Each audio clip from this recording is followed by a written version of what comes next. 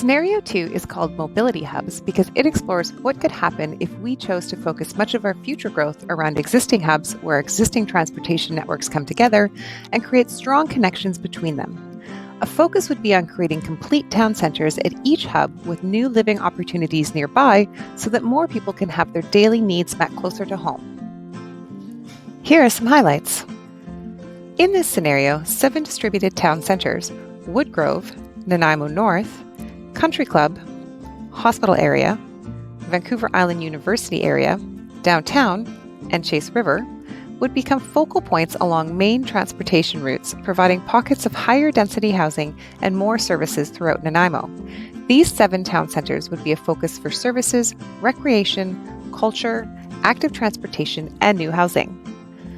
In order to focus commercial activity in the walkable town centers, this scenario contemplates a bit less corridor designation than the others, where we would see a mix of medium-density residential and mixed uses. Infill neighbourhoods are an important consideration for this scenario, with the goal of increasing ground-oriented types of housing like townhomes or fourplexes that can help fill a gap that often exists for families looking for something between single-family homes and apartments. These types of housings would be encouraged along all major transportation corridors, on the edges of town centers, and anywhere services can be efficiently reached by transit or active transportation.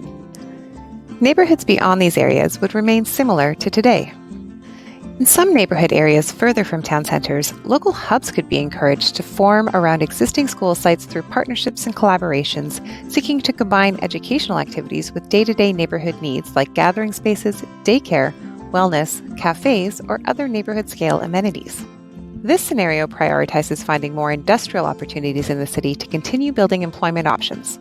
It looks at shifting some areas that have heavy commercial uses like car dealerships or storage into light industrial and increasing the amount of industrial lands in South Nanaimo along Highway 19 and at Ocean View. Scenario 2, mobility hubs, would lead to more growth in compact town centers that are distributed along major transportation routes throughout the city.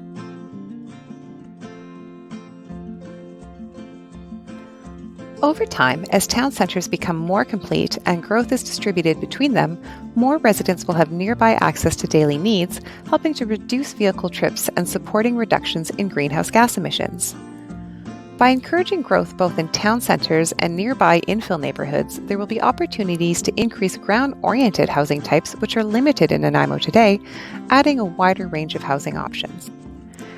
As town centers and supporting areas grow, they'll evolve into walk, bike, and transit-supportive neighbourhoods with enough residents to support viable businesses and to warrant increased transit frequency and stronger connections.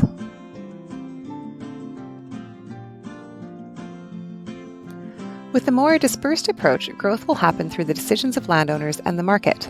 This means that new development may not happen first in locations where it's most desired. For example, other town centers could see faster development and change than downtown.